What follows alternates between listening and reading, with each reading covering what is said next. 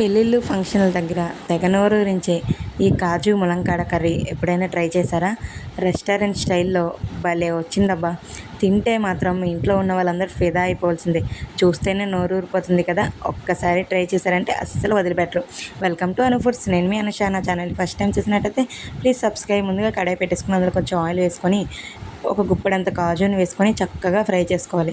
ఇవి బాగా ఫ్రై అయిన తర్వాత వాటిని చక్కగా పక్కకు తీసేసుకోండి. అదే కడాయిలో మరి కొంచెం జీలకర్ర, కొన్ని సన్నగా తరిమిన ఉల్లిపాయలు, తర్వాత కొన్ని ములంకాడ ముక్కలు కూడా వేసుకొని బాగా కలుపుకొని అందులో కొంచెం చిటికెడంత పసుపు, ఉప్పు కూడా వేసుకొని దగ్గరగా అయ్యేంత వరకు మూత పెట్టి మగ్గించుకోవాలి. ఇది ఒక 50% ఉడికిన తర్వాత ఒక చిన్నపాటి టమోటాలు 2 తీసుకొని చిన్న చిన్న ముక్కలుగా కట్ చేసి అందులో వేసుకొని మళ్ళీ మూత పెట్టేసుకోవాలి.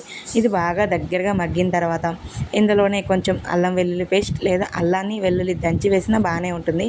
సో కొంచెం ధనియాల పొడి కూడా వేసుకొని ఒక 4-5 కాజుల్ని పేస్ట్లా చేసి ఆ ప్యూరీని కూడా వేసుకొని తగినన్ని, అంటే అది ములిగేంతవరకే వాటర్ వేసుకోవాలి. కొంచెం కారం వేసేసుకొని మూత పెట్టేసుకొని ఇంకా దగ్గరగా వచ్చేసిన తర్వాత ఇందాక మనం ఉంచేసుకున్న కాజుని కొంచెం కొత్తిమీరని యాడ్ చేసి ఒక 5 నిమిషాలు ఉడికించి దించారంటే ఇంకా తింటే మతిపోతుందబ్బా!